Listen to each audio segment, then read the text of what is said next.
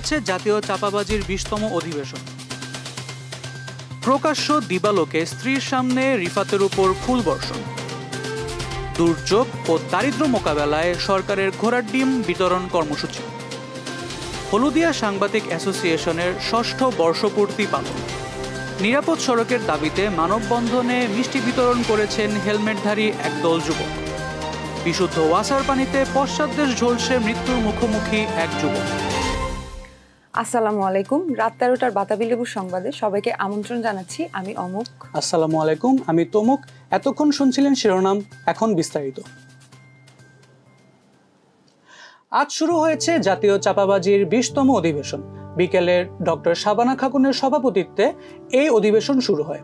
অধিবেশনের শুরুতেই দেশের বিভিন্ন প্রান্তে ভেজাল খাবার খেয়ে মোহিতদের আত্মার মাগফিরাত কামনা করে মোনাজাত করা হয়। মোনাজাত শেষে প্রশ্নোত্তর টেবিলে দেশের অর্থমন্ত্রী কালাধন মিয়া জানিয়েছেন, দেশে উন্নয়নের জোয়ার বইছে এবং এবছর বাতাবি লেবুর বাম্পার ফলন হওয়ায় সরকার এবার 18 লাখ মেট্রিক টন বাতাবি লেবুর খোসা, 1 লাখ মেট্রিক টন বাতাবি লেবুর বিচি এবং 1.5 লাখ মেট্রিক টন বাতাবি লেবুর শুকনো পাতা সংগ্রহ করবে। শেষ খবর পাওয়া পর্যন্ত চাপাবাজির এই অধিবেশন চলছে। জাতীয় নির্বাচন উপলক্ষে প্রতি 5 বছর অন্তর অন্তর দেশের বিভিন্ন ভোট কেন্দ্রে ভোট দিয়ে যাচ্ছেন মৃত ব্যক্তিরা। কেন্দ্রে শারীরিকভাবে কারো উপস্থিতি প্রত্যক্ষ না হলেও মৃতদের স্বজনদের ভিড় দেখা যাচ্ছে। এ নিয়ে বিস্তারিত জানাচ্ছেন হলুদিয়া সাংবাদিক অমুক। ভোট কেন্দ্রে উপস্থিত আছে আমি অমুক খান, সাথে ক্যামেরায় আছেন তমুক ভাইটি। ভোট কেন্দ্রে মৃত স্বজনদের সাথে সাক্ষাৎ করতে ভিড় জমাচ্ছেন আম জনতা। চলুন শোনা যাক তাদের কি বলার আছে। ভাই, আপনাকে সদ্য বিবাহিত মনে হচ্ছে।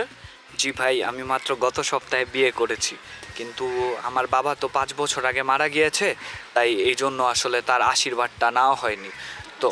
তো আমার এখানে শুনেছি যে মৃত মানুষরা দেয়, ভোট দিতে আসে, তাই ভেবেছি যে আজকে মৃত মানুষের আমার বাবার আশীর্বাদটা একটু নিয়ে আসবো। ভাই, আপনি ভোট কেন্দ্রে কলা নিয়ে আসছেন। ভাই, আব্বাই মরার আগে পশ্চিমের উঠানে একটা কলা গাছ লাগাইছিল, কিন্তু মরার আগে গায়া যাইতে পারে নাই। বুঝছি 10 বছর পর পর ভোট দিয়া যায়। এইবার আইসি আব্বারে কলা খাবো কয়া। আব্বা তুমি কই? কলাটি খাই তো আব্বা। ভাই কলা নেন ভাই, ভাই আব্বার জন্য দোয়া করেন ভাই। হাম্বা করতেছেন কেন? এই পাড়ার গনি মিয়া আমার কাছ থেকে 4,20,420 টাকা নিয়ে নাকি মরে গেছে। এখন শুনছি এই যে নির্বাচন কেন্দ্রে নাকি ভোট দিতে হয়েছে, মরা মানুষের ভোট কেন্দ্রে। এখন হচ্ছে আমি ওরা খুঁজতেছি, ওরা আজকে পাইলে আর ওরা আজকে খবর করে ছাড়বো। আরে মিয়া রাখেন আপনার কলা, ঠিক আছে? আপনি যদি ওর কোনো খোঁজ খবর পান। আপনারা সবাই এখানে কি করতেছেন? ভোট তো গতকালকে রাত্রে হয়ে গেছে। যান যান, চলে যান, চলে যান, চলে যান, যার যার বাসায় চলে যান।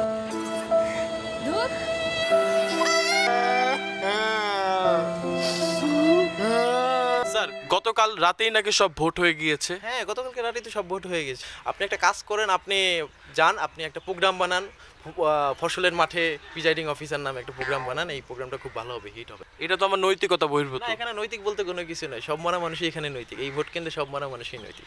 ভোট কি সুষ্ঠু হয়েছে আপনার মতে? হ্যাঁ, ভোট খুব সুষ্ঠু হয়েছে। অবশেষে খোলাসা হলো এক ধোঁয়াশার সত্যি। নির্বাচন কেন্দ্রে মৃত স্বজনদের ভিড়। আমি বাতাবি লেবু টেলিভিশন থেকে অমুক খান, ক্যামেরা রয়েছেন তমুক খান। বরগুনায় প্রকাশ্য দিবালোকে স্ত্রীর সামনে রিফাত শরীফ নামক এক যুবকের উপর ফুল বর্ষণ করেছেন একদল অজ্ঞাত যুবক। এ নিয়ে বিস্তারিত জানাচ্ছেন খটখটি বেগম। গত 26 জুন সকাল 10টার দিকে বরগুনা সদর কলেজ গেটের সামনে রিফাত ও তার স্ত্রীকে দেখা মাত্র তাদের দিকে ছুটে আসে 6 থেকে 7 জন যুবক। তার স্ত্রীর শত বাধা দেওয়া সত্ত্বেও ক্রমাগত ফুল ছুটতে থাকে রিফাতের উপর।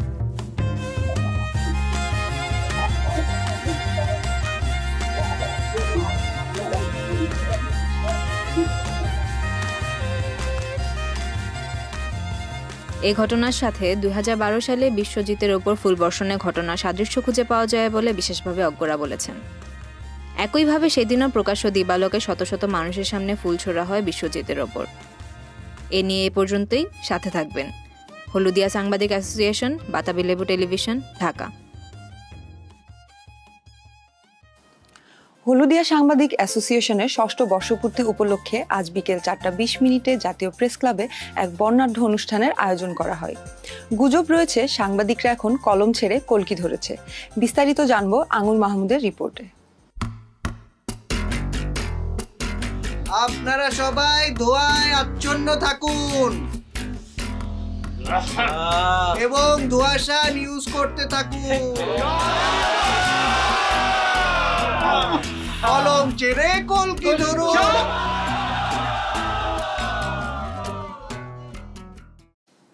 তীব্র গরমে টয়লেট শেষ করার পর ওয়াসার বিশুদ্ধ পানি দিয়ে শুচি করতে গিয়ে পশ্চাৎ দেশের 98% পুড়ে কাকা মেডিকেলের বার্ন ইউনিটে ভর্তি হয়েছেন শঙ্করে বসবাসরত বিশ্ববিদ্যালয়ের ছাত্র পেছা পাটোয়ারি। জানা যায়, ঝিগাতলার বোম্বাই মরিচের ঝাল দেয়া ফুচকা খেয়ে বাসায় আসার পর হঠাৎ পেটে মোচড় দিলে বাথরুমে দৌড় দেয় পেছা। বিস্তারিত পচা শরীফের রিপোর্টে। আরে ভাই, আপনার কারা? আমি সাংবাদিক না, রিপোর্ট করতে আসছে, কাম করতে যাবো। সুপ্রিয় দর্শক মন্ডলী, আমরা এসেছি কাকা মেডিকেলের বার্ন ইউনিটে। এখন কথা বলবো পেছা মিয়ার সাথে। তো কাঁচা ভাই, ভাই লাগলো নাকি ভাই? আপনার অনুভূতি কি ভাই? আরে ভাই, আমি পাছা না, আমি পেছা। পুড়েছে আমার পাছা। ভাই আপনার পাছাটা পুড়লো কেমন ভাই? ভাই আমি তো ওয়াসার মিষ্টি পানি ব্যবহার করছি। ওয়াসা মিষ্টি পানি ব্যবহার করলে আপনার পাছা পুড়ে গেল? আমি আর কিছু জানি না ভাই। ভাই ঠিক কয়টার দিকে পুড়েছে আপনার পাছা? জানি না ভাই। ভাই কোন বাথরুমে পুড়েছে ভাই? আমার বাথরুমে। ভাই আপনি কি হাঁটতে পারছেন এখন? ঠিক পিছনে দেখেন।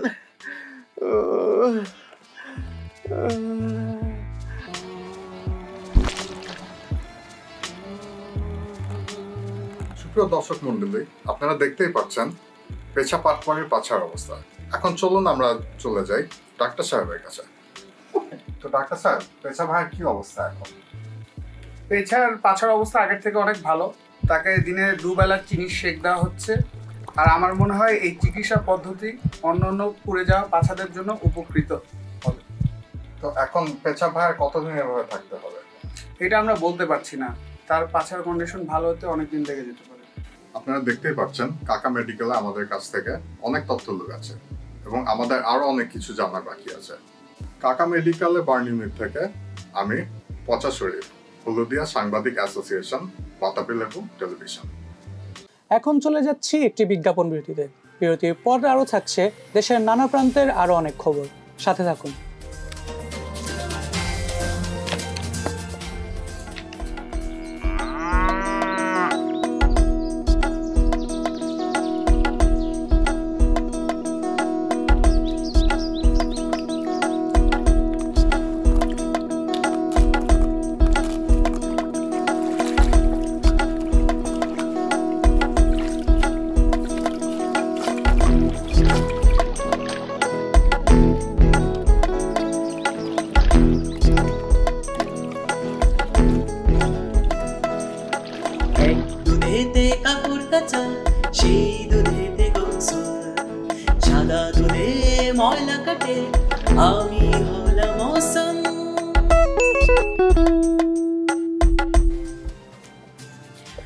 বিরতির পর আবারও ফিরে এলাম বাতাবি লেবুর সংবাদে। এবার থাকছে ঘোড়ার ডিমের খবর।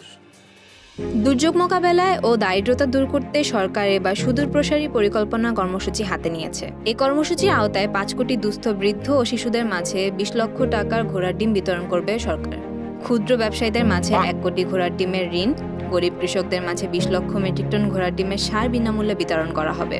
এছাড়াও দেশে বিভিন্ন স্থানে বদ্ধ ডোবা জলাশয় ভরাট ও ভাঙা সড়ক মেরামতের লক্ষ্যে ঘোড়ার ডিমের প্রকল্পসমূহ বাস্তবায়নের সিদ্ধান্ত নেওয়া হয়েছে। দেশজুড়ে উন্নয়নের জোয়ারে আজ খুশি বন্যা বইছে সাধারণ মানুষের মাঝে। বর্তমান সরকার দেশকে আরও ঘোড়ার ডিম ও ঘোড়ার ডিমের পথে নিয়ে যাবে বলে আশাবাদী দেশ ও দেশের জনগণ। ঘোড়ার ডিমের খবর থেকে আলী বেগম। গতকাল নিরাপদ সড়কের দাবিতে রাজপথে এক মানববন্ধনে মিষ্টি বিতরণ করেছে একদল হেলমেটধারী যুবক। বিস্তারিত জানাচ্ছে বাবা খান।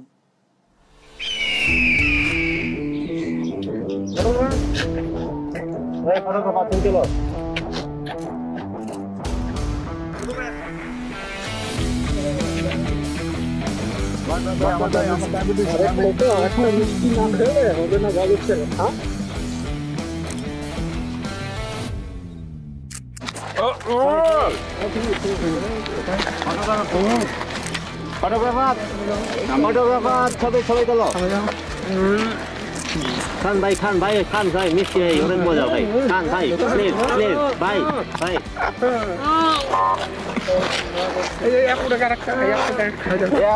আপুটা পায় না আপুটাকে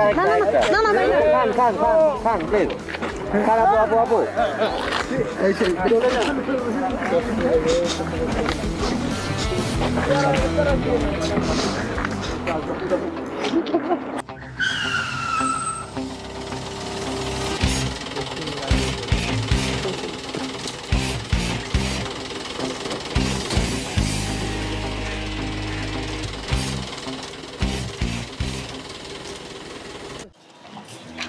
ভাই মিষ্টির স্বাদ কেমন ছিল? ভালো ছিল ভাই। আপনার অনুভূতি কেমন? ভালো। ভাই আপনি তো একবার খেয়েছেন আবার আসছেন? এই ধরেন ভাল লাগে খুশিতে ঠেলায় ঘুরতে। ভাল লাগে খুশিতে ঠেলায় ঘুরতে। এভাবে অবরোধকারীরা এখান থেকে লড়ছে না। ভাইয়া আমরা চলে যাই হেলমেট বাহিনীর কাছে। ভাই আপনারা মিষ্টি খাওয়া কেমন লাগছে? খুবই ভালো লাগছে। আপনি না না ভাই আরে ভাই খান আরেকটা খান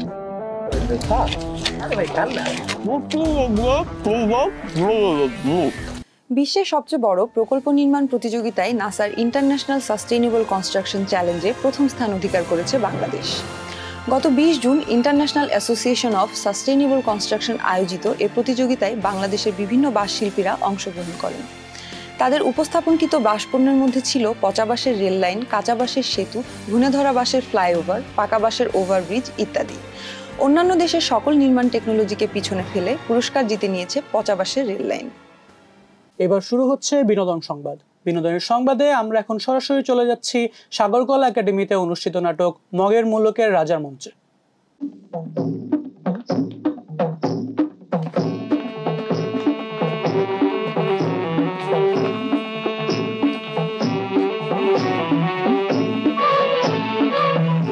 মহামান্য রাজার আগমন।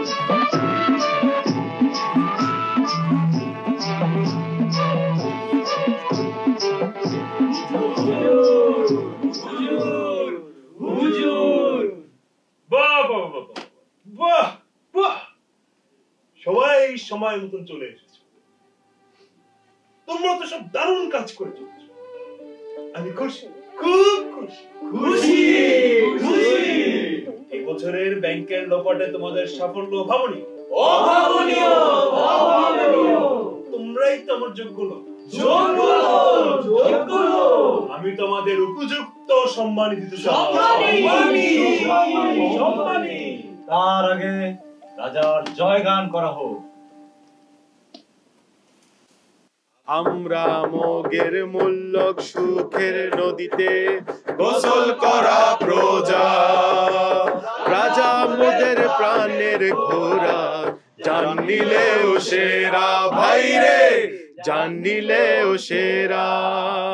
তার সুখেতে সুখী আমি, তার চাওয়াই চাওয়া, দুনিয়া যদি গোল্লায় যায়, রাজার হবে না সাজা ভাইরে, রাজার হবে না সাজা।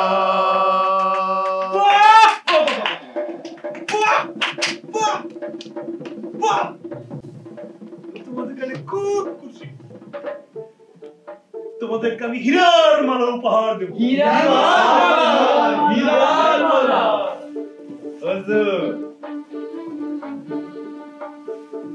আবর্জনা মন্ত্রী এবারে 3000 কোটি টাকা মারার জন্য এই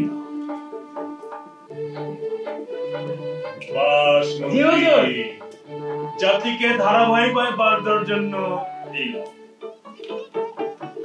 কথা দিলে মন্ত্রী তুমি আমার আসল লোক নিয়ে মাইন্ডের পকেট থেকে টাকা মাইরা খাইতেছ। বাকিরা ভালো করেছো এই না।